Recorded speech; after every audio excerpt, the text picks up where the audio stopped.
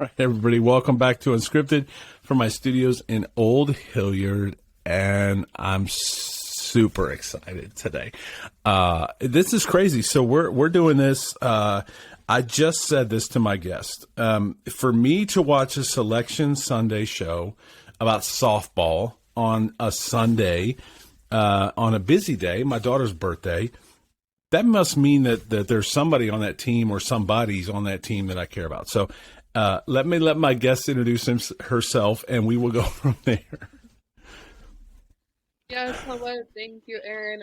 My name is Lexie Handley. Amongst a lot of other things, I spend a lot of time playing softball for the Ohio State University. And yeah, I'm just super excited to be here. I'm thankful for your time, Aaron, and for whoever's listening, for you to join this.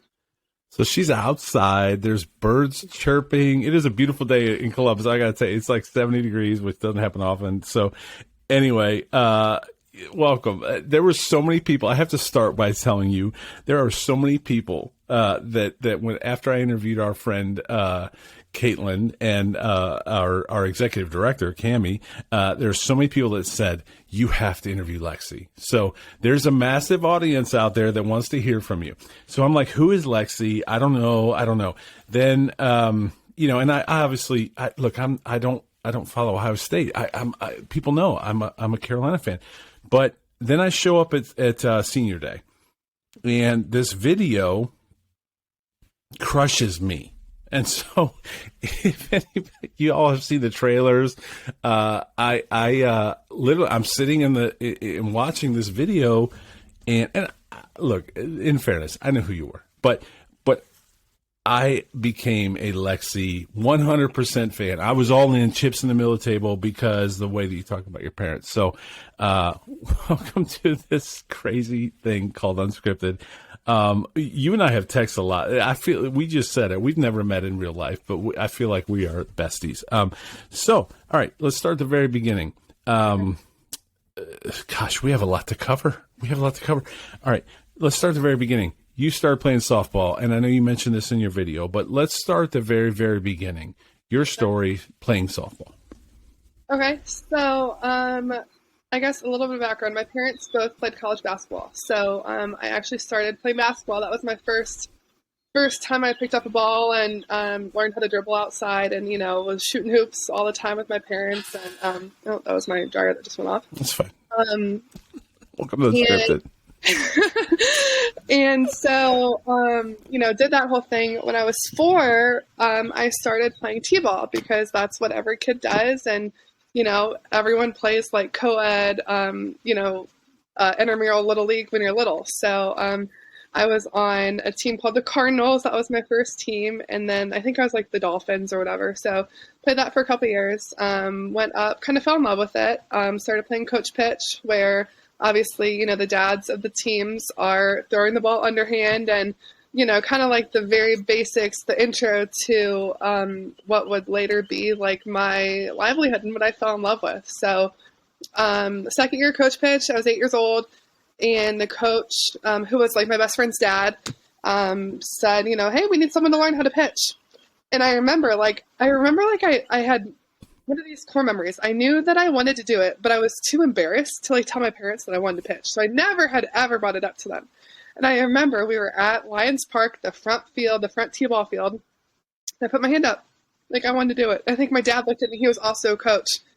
And I mean, literally we had never talked about it. So I guess from then on, it was just our thing. So, he believed in it, and he found my parents so grateful for their investment in my journey here. They found a great pitching coach. Diana Lynn was my first pitching coach. She taught me the basics at Proneo's in Ellett, Ohio, which I'm sure you know where that is. Absolutely.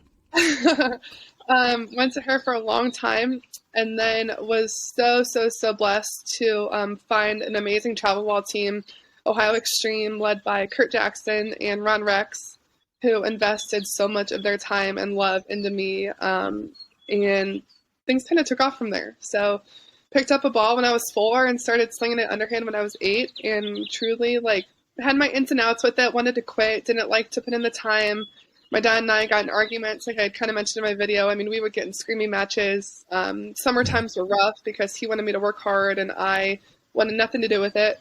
But thankfully, you know, he knew that there was something that I didn't see quite yet. And I think that that's just like a testament of the Father's love and my Father's love of finding something that I couldn't see quite yet. And I'm so grateful for both of them.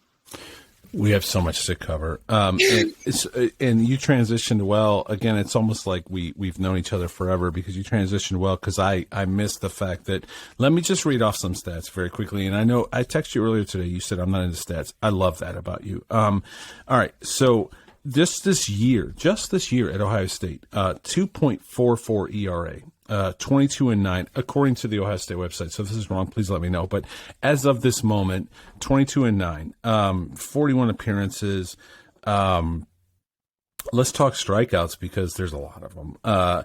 259. Did you not set the record for strikeouts in a season? Am I wrong?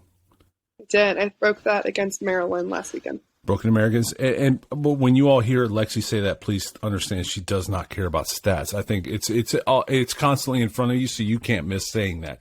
As a dad of athletes as well, you can't miss saying that. It's constantly in front of you. We're in a social media world. It's out there. But please understand, she has 259 strikeouts in a season and a 2.44 ERA.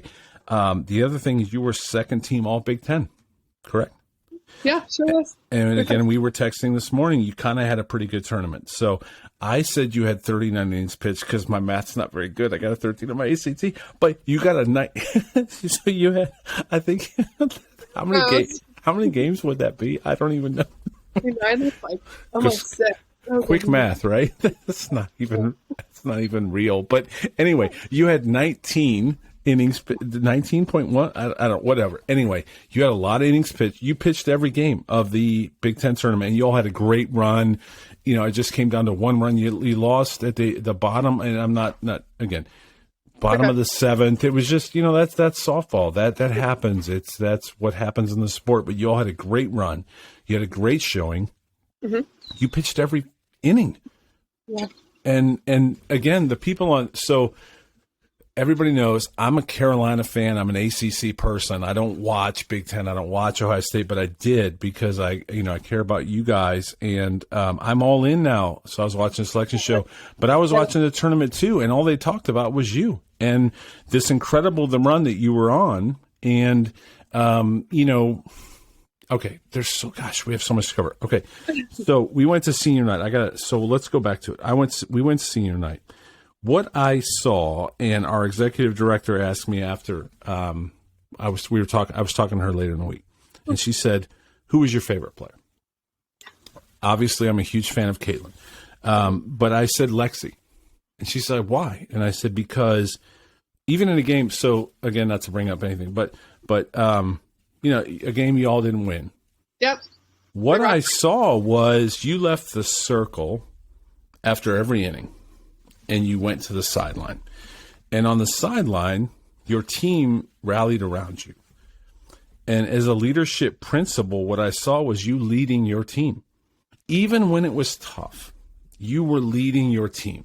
You had inspiration. So can you talk about where did you learn that? Like, again, I'm not a fan of Ohio State. I'm a fan of leadership. I'm a fan of things I see, and what I saw was leadership. So can you talk a little bit about that? Like, the team's coming off. You're having a tough game. It was a big game. It was a really big game. How do you continue to lead and not show your emotion? Because I'm sure you had emotions. Yeah, for sure. I think that I chose to be a pitcher. That was what my heart wanted. My heart wanted to have those high moments, right? Those big strikeouts against the team of North and those big wins against the Tar Heels. And Stop it. That is not okay. It's not okay. We should have talked about that pregame. It's not okay to talk about my Tar Heels. Anyway, go ahead. But you also sign up for those low moments, right? Right.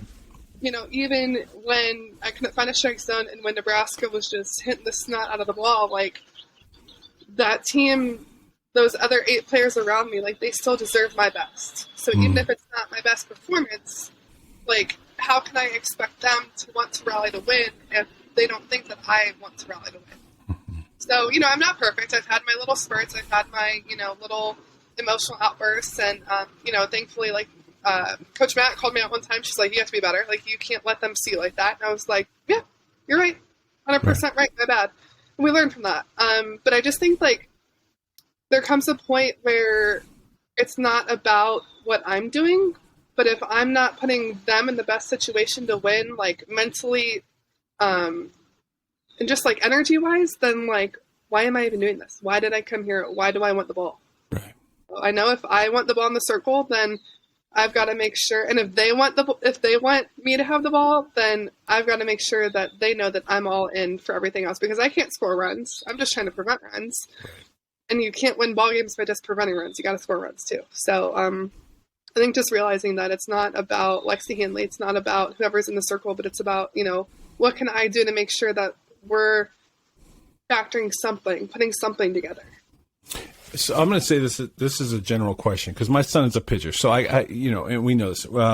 My son is a pitcher, and I give you all credit, because all you can do is throw the ball. And if whether it's you mentioned T-ball, whether it's travel ball, whether it's, and this has nothing to do with Ohio State. Just so we clear the deck, it's nothing to do with Ohio State. At some point, an outfielder is going to drop a ball. It's going to be hit over their head because they weren't placed in the right place. An infielder is going to have an error. I'm always amazed at how the pitcher responds, because for those listening that have nothing to do with sports, someone at your job is not going to do their job, and you did yours. And yet you all are in this corporate meeting, or you're in a conference room, or you're on a call, and they say, y'all didn't make your numbers, and you did your job, but the guy next to you didn't, or the person next to you didn't, or the outfielder didn't, or the infielder didn't. Like, so there's so much leadership that you're learning, and it's important, I think. How do you, despite, and again, this has nothing to do with Ohio State. I'm not talking about Ohio State. I'm talking, as you have been playing, no matter what team it was you were on, when somebody screwed up and you did your job, how are you able to say, okay, I got to get back in the circle. I got to do it again. Like, you know what I'm saying? Like, how did you learn that? It's taken a lot of time, right? Yeah. Because I was the prima donna. I was the one who, if you weren't perfect, then I was separating myself from you. Like, right. I went through that. And then I think over time, you mature a little bit, you kind of hit the bottom, honestly. Like, my first year at Auburn, when I could not throw a strike to save my life, I had so much, like, performance anxiety, I couldn't handle it, but they still chose to be friends with me, like, outside of football. So I think that was a big learning curve for me, was like, oh, I'm not performing, but they still see me as valued as a human. So kind of that growth factor and that maturity bump of, okay, so yeah, she might have a bad throw, but I know that she's a good person. I know that she's a really good sister to her little sister. Or, I know she just struck out looking, but, she just got a 3.5 this semester. So, like, I don't know. I think, like, I love softball, don't get me wrong. But at the end of the day, it's just a game. And that's taken me a long time to get to like, honestly say it's just a game. But I used to put so much weight in performance, like my performance, my other people's performance, like everyone around me, and it sucked the fun out of it. So now it's like, okay, we're just playing a game, just like we would be sitting around playing Cards Against Humanity or Clue or, like, you know what I mean? Like anything. So why not just have fun with it? So I think just like finding the fun in it again. And, if they make a mistake, like, I get another chance to get another strikeout. Right. Yeah. Wow. There's so much maturity in that. And it's so important, I think, because I don't know where this lands ever.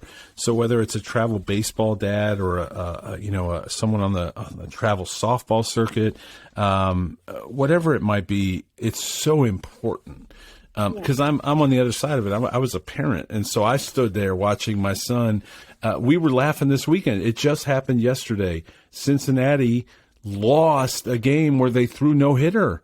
And I looked at Austin and I said, you did that once. He did. He threw a no-hitter once and lost. And I remember that. And I'm like, what, how did, but that's me, because I'm a dad and I should be the mature one. And he was out there just doing his thing, So I think there's so much we have to learn from you all and how you handle adversity and how you handle a moment. Can you imagine throwing a no-hitter and losing and not throwing your mask, just being so mad?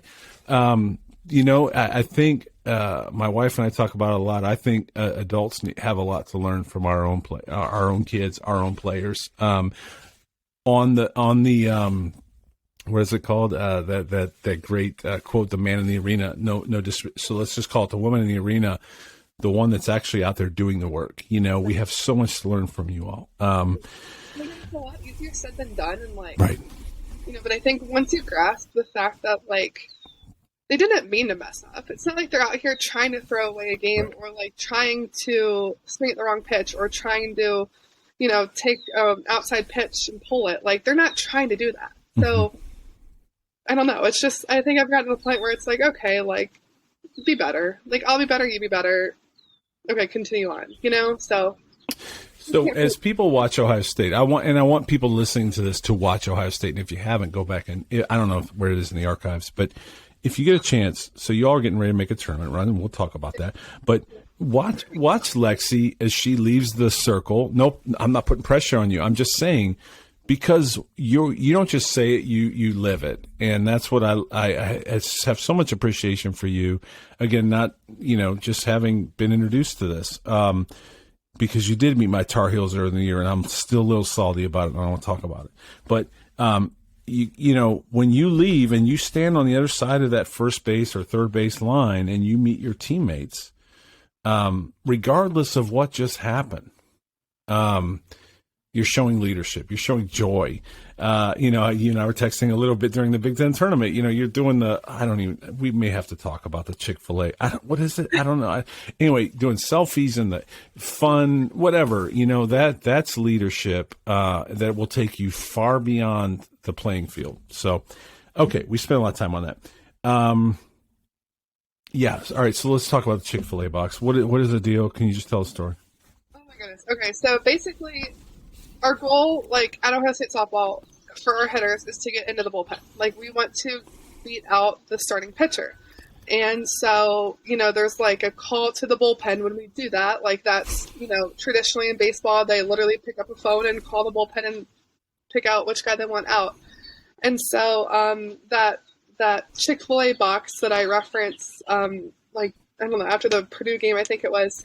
It's the edge of a catering box that we got for lunch in February. So this is an old piece of cardboard that's literally 6 inches by 3 inches. And I put some athletic tape over it, and I wrote on the back, it's Buckeye iPhone 22, and then the front side, the part that you would put up to talk to, it's for emergencies only. So whenever we get to the bullpen, we have this whole thing where Hannah, who's one of our catchers, she's awesome, she's a sophomore, she'll do this little hop down the whole dugout and rip up the scouting report for the pitcher that we just beat out. And then the phone rings, and then I have to answer it, and I usually say something funny. Sometimes it's vulgar, sometimes it just has to do with inside jokes. And then we do a quote in the bullpen. So that's the whole story of the cell phone in the dugout. That's it.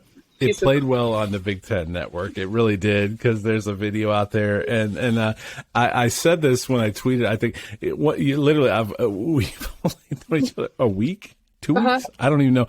But you're seriously one of the funniest people I know, and that was hysterical. I'm like, that is Lexie as I know her. That is totally Lexie. And your teammates again rallied. That's leadership. It's leadership. It's you leading your team, having a good time. I love that. So. Okay, so you mentioned it when you said vulgar. Let's talk about your faith. Perfect. Let's just transition, right? Welcome to Unscripted. No, all kidding aside, your faith, there's a reason you led off your senior video, was the first thing you said. And it wasn't what I appreciated again. So I'm sitting in the stands and I'm crying. I'm whatever, what's on brand for me. But while I'm sitting there, I'm like, wow. It wasn't an Academy Awards a speech. Hey, shout out to God because whatever. No, it was real. And you mentioned scripture. So let me ask you, where did you get your faith, and how important has that had been for you in this journey? Yeah. I grew up kind of doing the Sunday school thing, grew up in the church, very much, very in tune with like the whole, I call it like the Jesus story, right? So I knew the Bible verses, I could recite the books of the Bible, I knew that, there was a plan for my life, but I never really took the time to figure out what faith meant to me until probably like when I turned 20. So it took me a long time to go from just like the Bible, like this is right, this is wrong, this is how you should live, this is how you shouldn't live, to actually applying like, okay, so who's this Jesus man and what does he do for Lexie Handley? And so, these past like 4 or 5 years of my life, I think I've really been able to, and it took a lot. It took a lot because I was very, very, very judgmental for a long time. I was kind of like the big brother in the prodigal son story where if you weren't perfect, I wasn't hanging out with you. I didn't care. I didn't want to know you. And then a switch kind of flipped, and it was like, wait a minute, like I'm supposed to lead in love, and that's all Jesus wants from me, and I'm not even doing that. So I'm calling myself a Christian, but I'm not loving like Jesus. So what's important? This title that I so proudly proclaim and, have want everyone to know that Lexie Handley is a Christian, or Lexie Handley love. And yes, those two interact and they should interact, but I wasn't living a life where they were interacting. So like the last 3-4 years, a lot of maturity, a lot of deep conversations with pastors, and I had a great group of people at Auburn, my FCA group, Fellowship of Christian Athletes, who challenged me. It was so interesting being like in the heart of the Bible Belt and having to navigate like their fundamental beliefs versus like how I was trying to like explore my faith. Right. So religion, like the R word of religion is like not very keen in my heart still.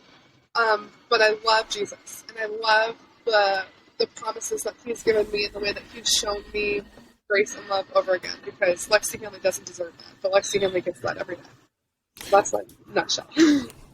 I mean, again, it's almost like we've known each other forever, because that's what I was going to ask you is where do you go as a Division I player? For any young lady that's listening to this, or any travel player or high school player or D1 player or anyone that's listening to this, where do you go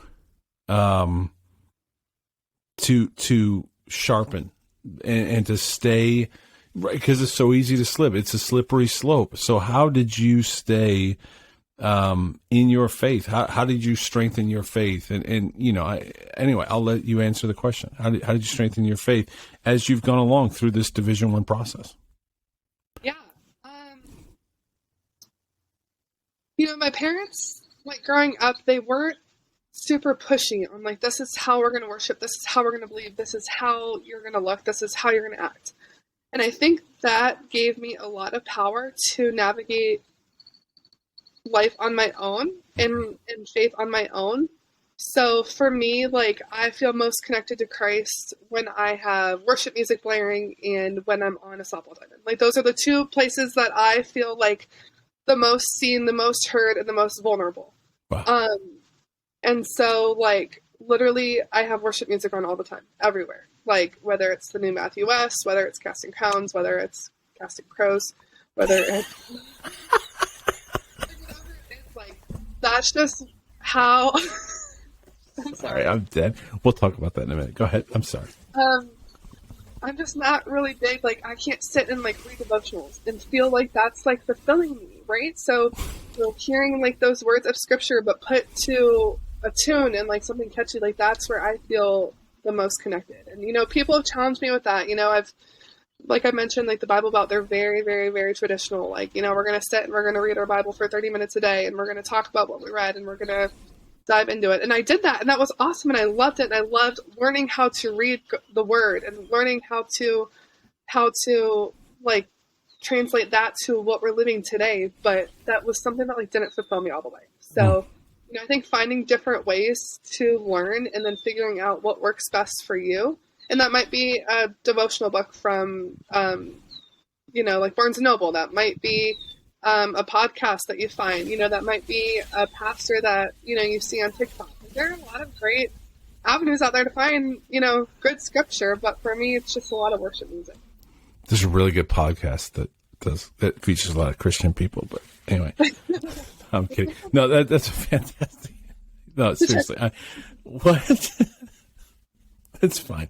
All right. No, thank you. Because I think it's important for everyone to hear that our journey is different. And you and I could sit here and give Bible answers, or we could give the script. Oh, go to church and go to your youth group and read your Bible. Look, at the end of the day, everybody's journey is different, and every one of us is different. And we have to. What I love, and I've never met your mom and dad, but I think it's important that we put a fence around our kids, a really, really wide fence. And it sounds like that's what they did, was they did put structure in place for you. But what you've done now is you've moved that fence in just for you. And you know what the parameter of your fence is, and you live within that.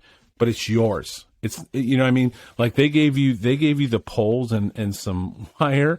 You made your own structure that you live within. And I think that's important for each one of us in our faith, is to not live within the one that our parents gave us, but the one that we own. And it sounds like you've done that. And I've seen that in your life in just a very short time we've known each other, including your walk-up song, or the song that plays, which is the Casting Crows. Anyway, that's an inside joke that most people won't get, and we'll just leave it at that. All right. So where do we go now? So I did watch Selection Sunday. Y'all are headed to Tennessee. Did you see how I threw it in y'all like I'm from Tennessee?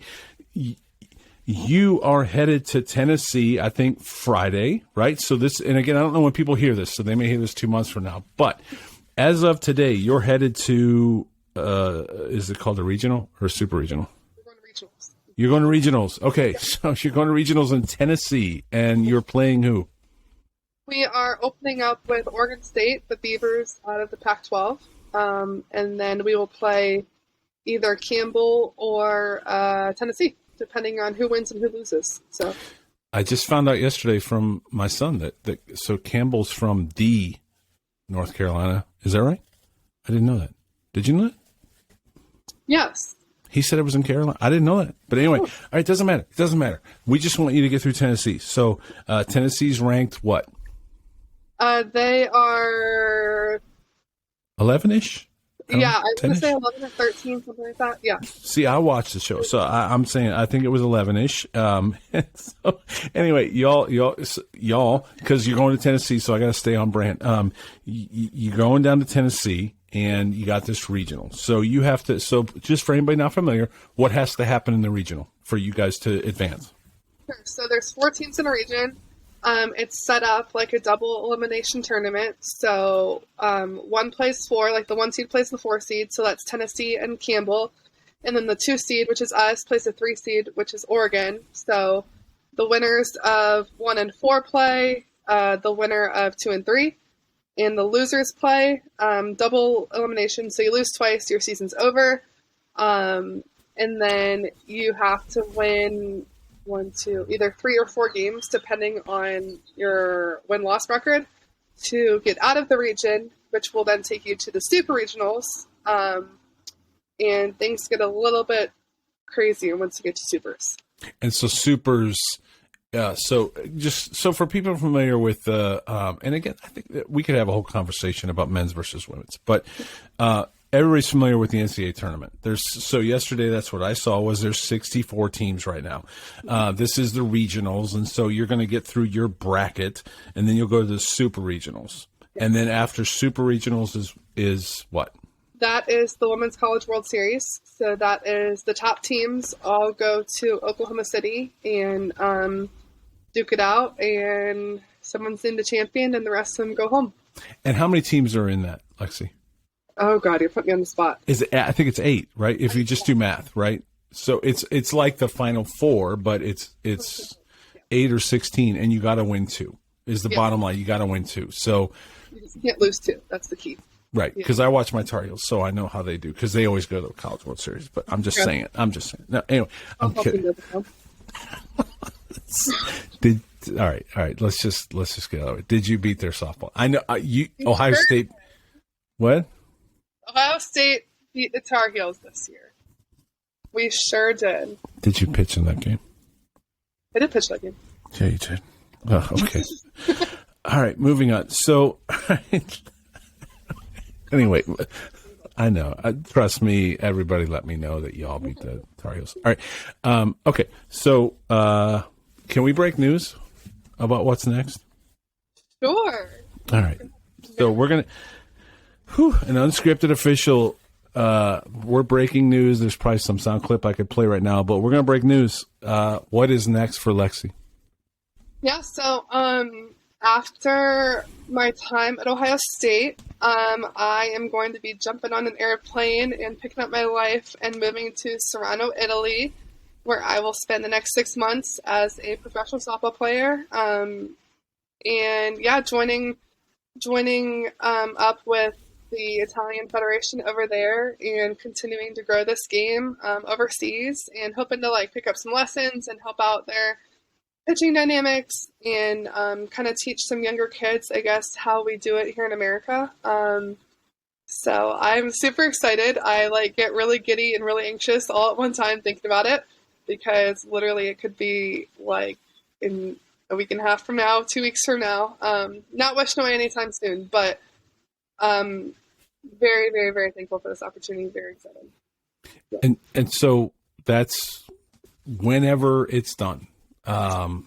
Right. So is that the agreement, that as soon as it's done, how does that work? Pretty much. Yeah. I'm going to, text the owner of our, club. They call them our club, our team. And then he'll get me on a flight from Columbus, Ohio to Lord only knows where in the U.S. And then from there to Milan, Italy. Milan, so, Italy. Yeah, have you ever been there? I've never been to Italy, no. But here's my favorite thing. One of my favorite people that also happens to be our executive director did this journey herself. And so there's someone right in your dugout currently that you can lean on and ask a lot of questions about all that. Because I got to think, if it was me, we're going to Hawaii in a month, and I don't know a thing about Hawaii. So if I can ask anybody, we're going to, what should I wear? What's the weather like? All those kind of things. So for you, I imagine it's very helpful to have Mrs. Cammie Uxley write down the dugout that you can ask a lot of questions. Yeah, she's been really helpful so far, and it'll just be a random question. We were in an airport the other day, and I was like, "So what did you have for breakfast? When you were there, what do you eat for breakfast?" And she was like, "We're literally in an airport. It's 10 o'clock at night, Lexie. What do you want?" And I'm like, "I'm just curious. This is what I think about. This is when my brain goes psycho." And she's like, "Coffee and a pastry every morning." And I was like, "Perfect. Thank you. Continue." So yeah, she's been super helpful, and yeah, she's just very supportive of this, and is, I think, working on a list of do's and don'ts, and what to buy and what not to buy, and what to bring and what not to bring. So just kind of going in blind and going to have a good time. Did you ever think in your life, so if you could write a letter to your younger self, would you write that to say, "I'm going to Italy"?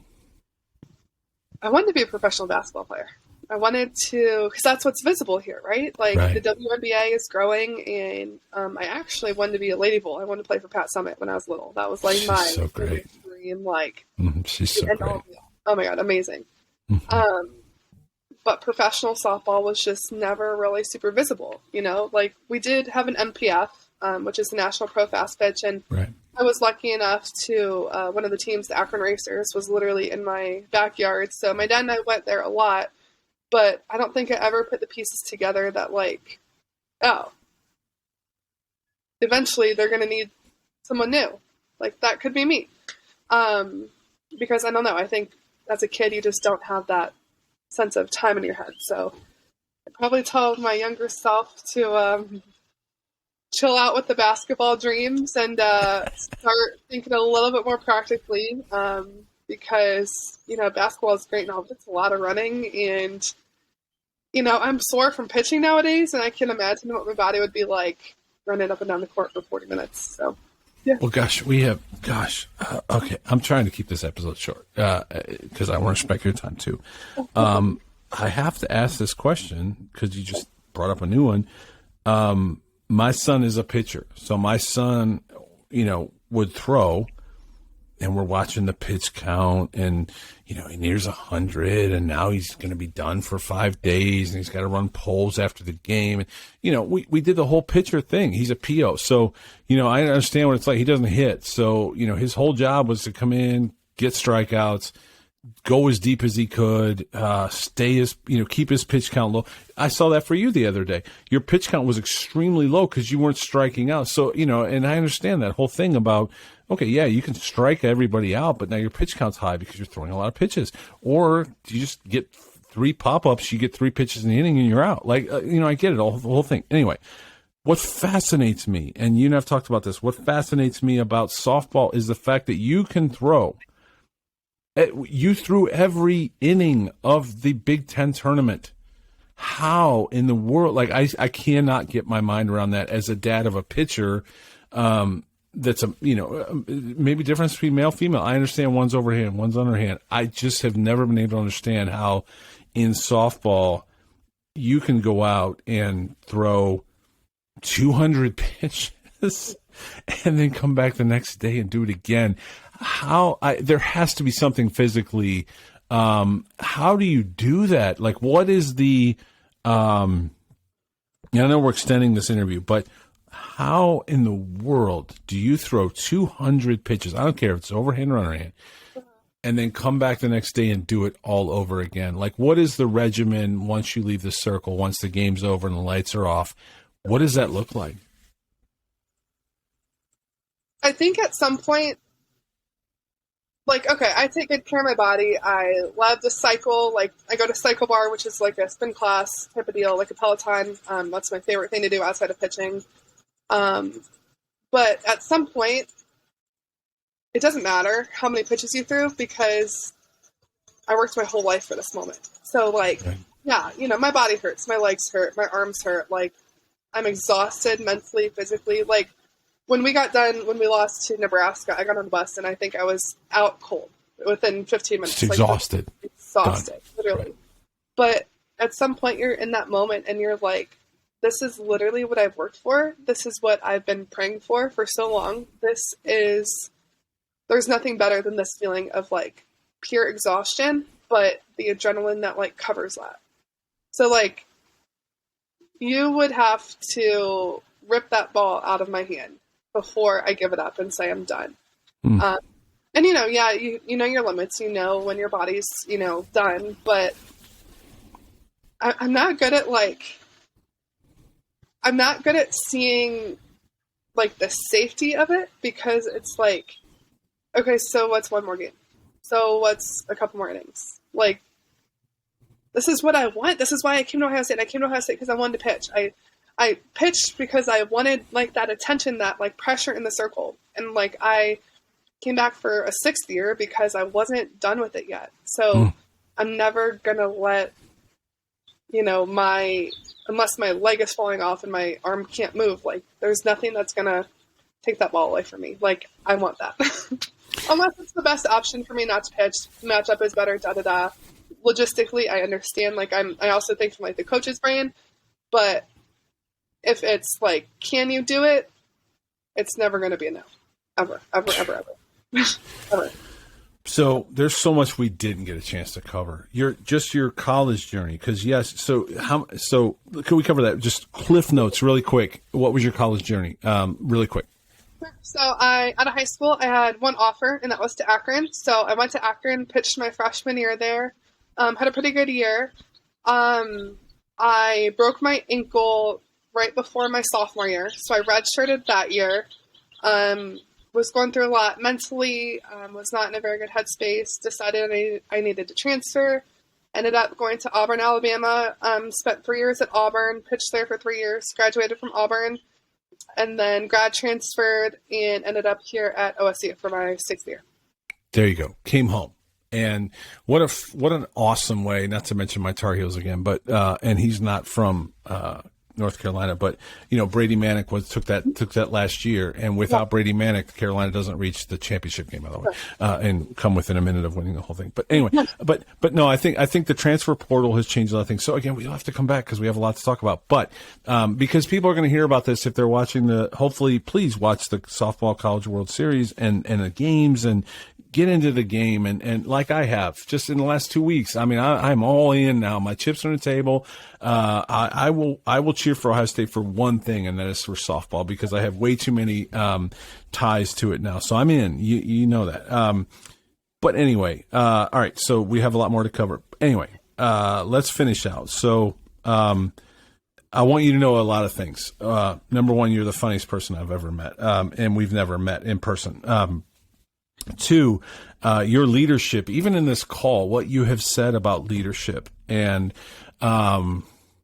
just leading your team is incredible. And if people watch, that's why I want you to watch the games, because what you will see is leadership. It's not just talk. We can all talk about leadership, but then when it comes time to lead, do you really lead? And you do that. And it's been amazing.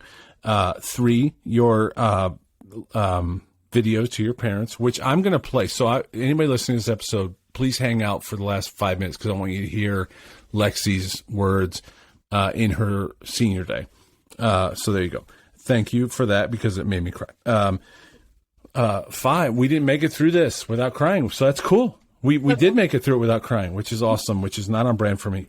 6, I want you nothing but the best for you in Italy. And I have had a chance to be a front row seat with someone very close to you and myself who did that journey. And she's better today because she made that journey. So I wish you the best, and we'll support you. And when you come home, so the last thing I want to tell you is when you come home, you will always have a place, a support, a platform with me and Unscripted and MyUnscripted, whether it's just a podcast or whether it's some other stuff that we're working on behind the scenes that people don't know about yet. You will have that the day you land, and even before you land, we'll have it for you when you get home. So, anyway, that's all I got for you. So sweet. I'm like crying. So, all right, so I didn't cry, so that's cool, because usually I'm the one that cries. So awesome. Oh, I didn't mean to make you cry, but I'll be texting you during this whole journey. I hope you all make it all the way to the end, and